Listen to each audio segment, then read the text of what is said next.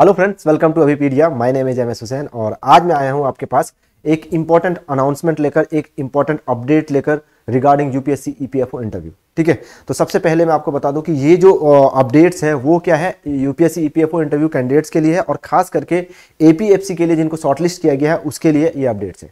देखिए, UPSC EPFO का जो रिजल्ट जब आया था, जब का आपका इंटरव्यू के लिए शॉर्टलिस्ट किया गया था, तो एक कैंडिडेट्स दो रिजल्ट उन्होंने निकाला था। एक तो ईओएओ के लिए निकाला था और दूसरा एपीएफसी के लिए निकाला था। और एपीएफसी में वो क्या किए थे, उन्होंने किया था कि शॉर्टलिस्ट कैंडिडेट का रोल नंबर दे दिया था और इन्होंने बोल दिया गया था कि आप लोग इंटरव्यू के लिए शॉर्टलिस्ट किए गए हो, आपका इंटरव्यू होगा। ठीक है, अब जो लोग एपीएफसी के लिए जिनको शॉर्टलिस्ट किया गया था, ये जो मैं अपडेट देने जा रहा हूं, बिल्कुल आप ध्यान से सुनिएगा। जिनको एपीएफसी इंटरव्यू के लिए बुलाया गया था, बस उसी के लिए है ये अपडेट्स। ठीक है, अब क्या किया गया है कि जितने भी कैंडिडेट्स को एपीएफसी के लिए बुलाया गया है, अब उसको 3 पार्ट में बांट दिया गया है। 3 पार्ट में क्या बांट दिया गया है? एक को रखा है कि आप लोगों को कुछ एस्पिरेंट्स को शॉर्टलिस्ट कर लिया गया है कि डायरेक्टली इंटरव्यू के लिए बुलाया गया है। दूसरे कैटेगरी में क्या रखा गया है कि कैंडिडेट्स को कुछ डॉक्यूमेंट्स दिखाने पड़ेंगे। अगर आप इंटरव्यू में जाना चाहते हो दिखाने के लिए, तो आपको कुछ डॉक्यूमेंट्स दिखाने पड़ेंगे और उसके बाद ही आप इंटरव्यू के लिए आपको बुलावा आएगा। ठीक है, दूसरा कैटेगरी हो गया। और तीसरी कैटेगरी मैं बता दूं आपको कि कुछ कैंडिडेट्स को रिजेक्ट कर दिया गया है।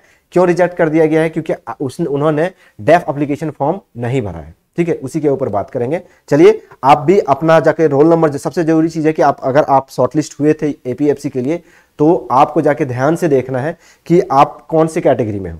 तो अपना रोल नंबर चेक करना है और वो जो डॉक्यूमेंट्स आपको फिलअप करना है, तो वो कितने तारीख तक है? वो है आपको 4 मार्च तक। चलिए, आप इस वीडियो को ध्यान से देखिएगा, आपको समझ में आ जाएगा। ठीक है, अब देखिए यहाँ पे क्या नोटिस निकाला गया है कि candidates who desire to represent against her his provisionally और रिजेक्शन। देखिए, 2 कैटेगरी प्रोविजनली और रिजेक्शन में रखा गया है।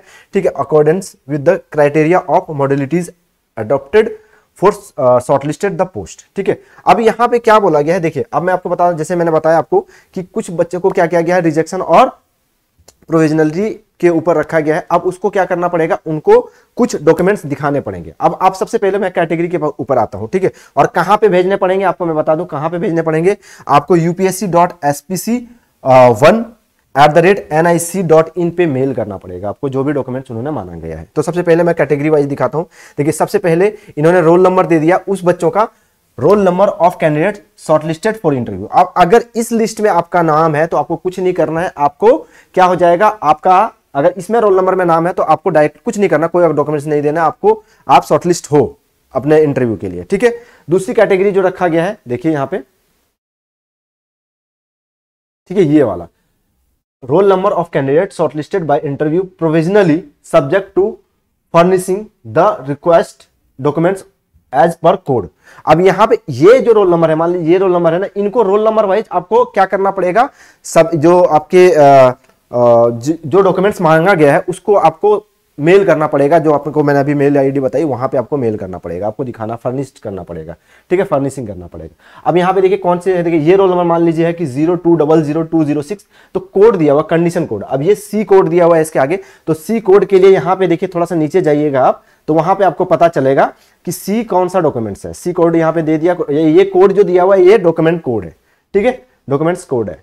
तो यहाँ पे आपको थोड़ा सा नीचे जाइएगा तो ए, बी और सी, यहाँ पे देखिए the candidate should be furnish the degree provisional certificate along with all the mark sheet issued on or before the closing date of 17/3/2023।